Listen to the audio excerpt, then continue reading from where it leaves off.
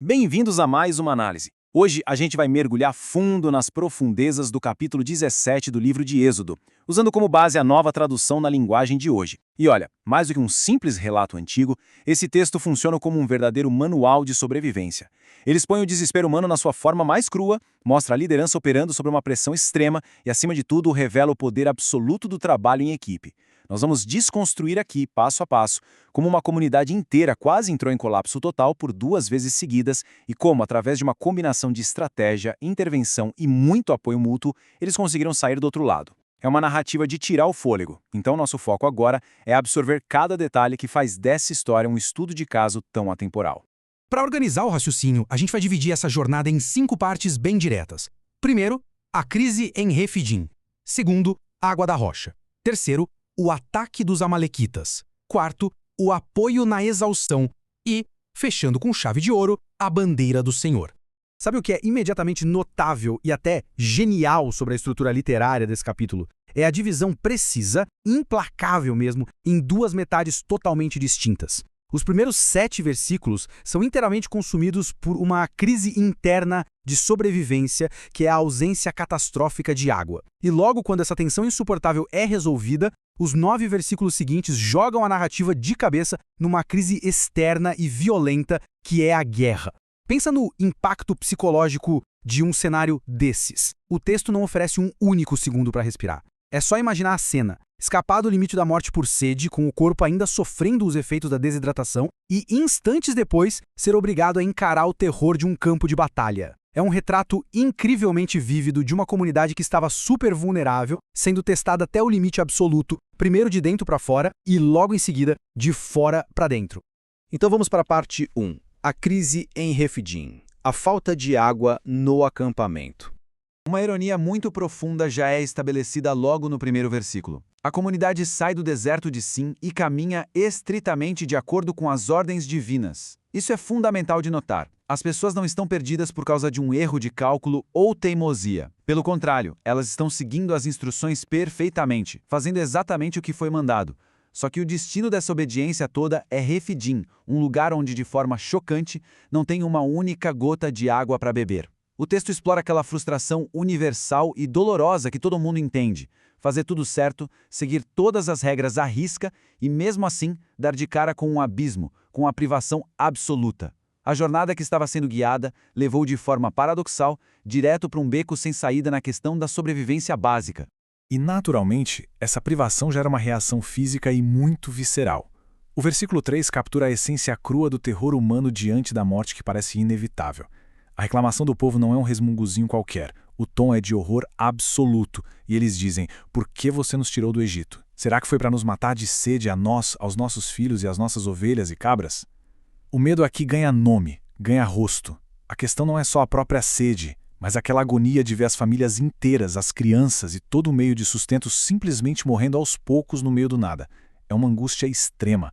Aquilo corrói a racionalidade de um jeito que a revolta contra quem está liderando se torna quase biologicamente inevitável. E aí, todo o peso insuportável dessa revolta coletiva vai cair nos ombros de um único homem. A resposta de Moisés ali no versículo 4 é um clamor genuíno, uma admissão total de isolamento e desespero. O que eu faço com este povo? Mais um pouco e eles vão querer me matar a pedradas. Dá para imaginar a pressão esmagadora da liderança num momento de crise aguda como esse? Atinge o limite máximo. A multidão não está apenas chateada ou exigindo respostas.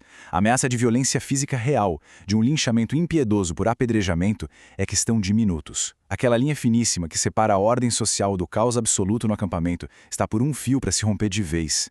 O que nos leva à parte 2. Água da rocha. A intervenção e as instruções. É exatamente nesse ponto crítico de ruptura iminente que a resposta ao pânico chega. Mas repara que não é um passe de mágica que resolve tudo num piscar de olhos, e sim a ordem e um processo lógico. Instruções altamente específicas são dadas para ajudar a desescalar a psicologia de uma multidão que está em surto. Primeiro passo, escolher alguns líderes do povo. Por que isso é crucial? Porque durante o motim a confiança simplesmente evapora. Então colocar testemunhas oculares que já são respeitadas pela comunidade funciona como uma âncora de verdade para acalmar os ânimos. Segundo passo, a ordem de usar o bastão do Nilo. O cérebro humano, quando está em pânico, precisa reconhecer símbolos familiares de autoridade e de vitórias do passado para conseguir se estabilizar no presente. Depois vem o deslocamento até a rocha e, finalmente, o ato físico de bater nela. O caos que estava prestes a gerar sangue acaba sendo gerenciado com passos táticos muito bem estruturados. Aí, depois que vem o alívio físico da água, o texto dá uma pausa reflexiva no versículo 7, tirando um pouco o foco da hidratação e olhando para o estado moral de todo o mundo. Aquele local recebe de forma permanente 2 novos nomes, Massá e Meribá. O primeiro significa testar e o segundo, reclamar. É um detalhe amargo, mas fascinante. A geografia do lugar não foi celebrada pelo milagre da água. Não ganhou um nome como alívio ou salvação. Ela fica marcada para a história pelo fracasso coletivo em manter a confiança.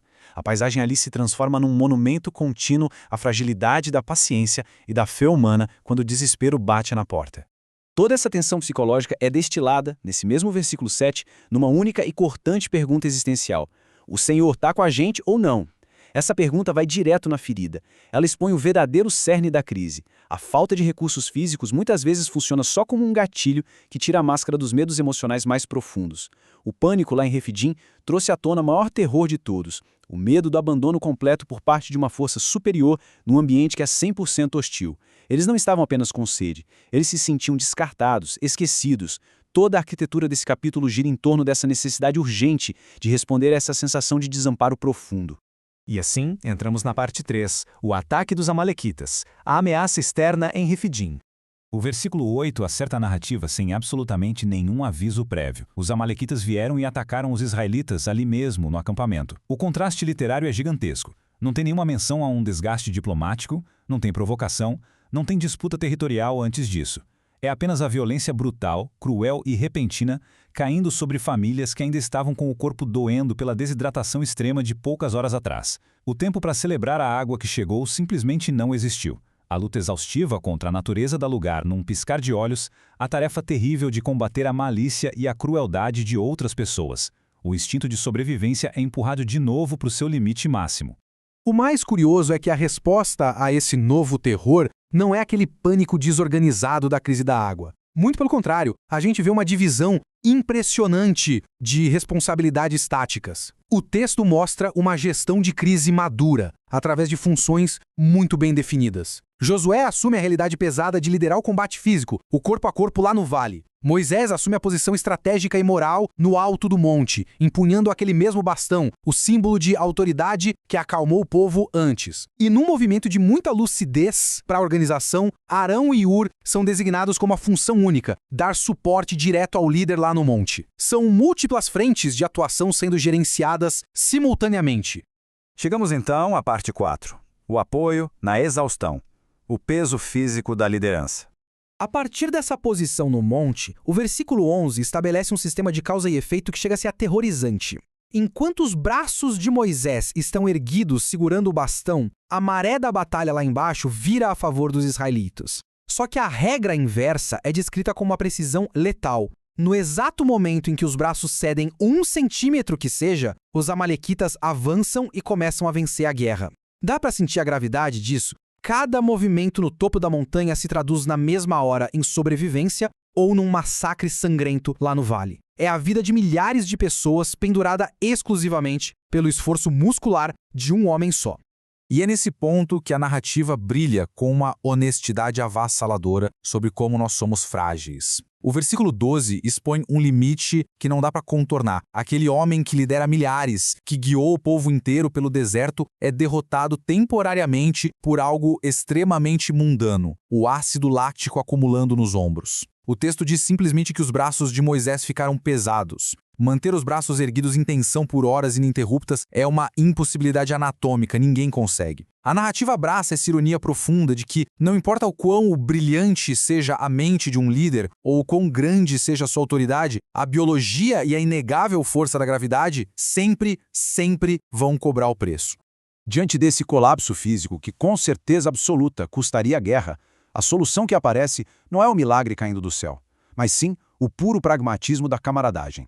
Arão e Hur percebem que o limite físico chegou, e a reação deles é 100% prática.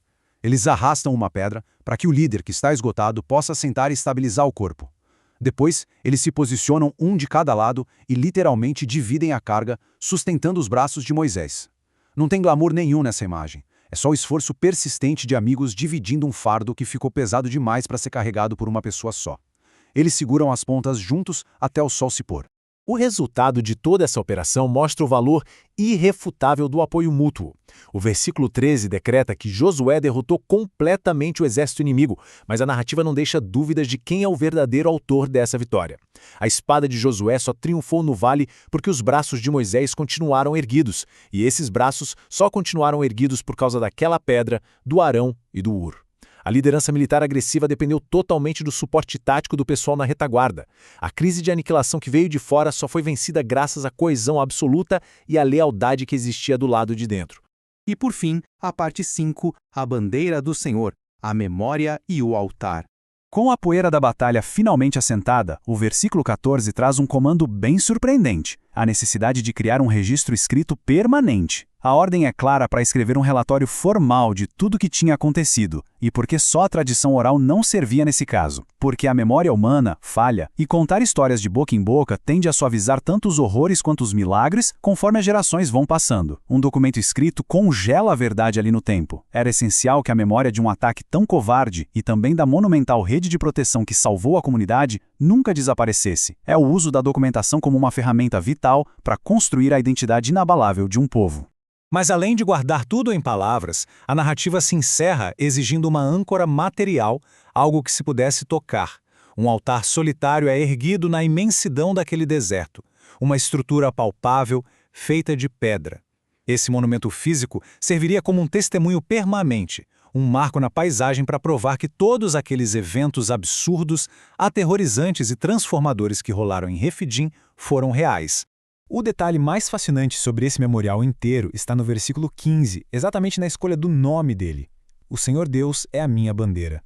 Para entender o peso desse nome, a gente precisa voltar lá no olho do furacão. Quando a comunidade quase enlouqueceu de sede, a grande pergunta gritada em desespero foi: o Senhor está com a gente ou não? Esse nome fecha magistralmente esse ciclo. O altar responde àquela dúvida de frente e com firmeza absoluta. No contexto do mundo antigo, ver uma bandeira erguida bem alto no campo de batalha era o sinal definitivo de que o exército não estava sozinho, de que eles não tinham sido abandonados. E a frase final do capítulo ecoa com uma grandiosidade imensa: segurem bem alto a bandeira do Senhor. O Senhor combaterá para sempre os amalequitas. É uma promessa de proteção colossal sendo estabelecida. A narrativa deixa cravado que essas forças cruéis, que tentam destruir a comunidade justo no momento de maior exaustão, sede e fraqueza, não vão bater de frente só com resistência humana. A crise, que começou com o medo terrível de morrer no esquecimento, termina aqui com a garantia monumental de uma defesa que não acaba nunca. A força avassaladora do capítulo 17 de Êxodo está de verdade na sua honestidade. O texto não tenta disfarçar o terror de uma crise ou esconder que a coragem evapora e o instinto animal de sobrevivência toma conta quando os recursos básicos acabam. Só que a lição definitiva dessa história é que sobreviver o que parece impossível, seja o colapso pela falta de água ou um massacre inesperado, nunca jamais será uma vitória individual. A exaustão chega até para os mais fortes e a biologia não poupa ninguém. Fica, então, essa reflexão fundamental para a gente encerrar essa análise. Quando a fadiga inevitavelmente tomar conta e o peso da crise ficar insuportável, quem vai ser a rocha firme? E quem serão as mãos dispostas a sustentar os braços que não conseguem mais se erguer sozinhos?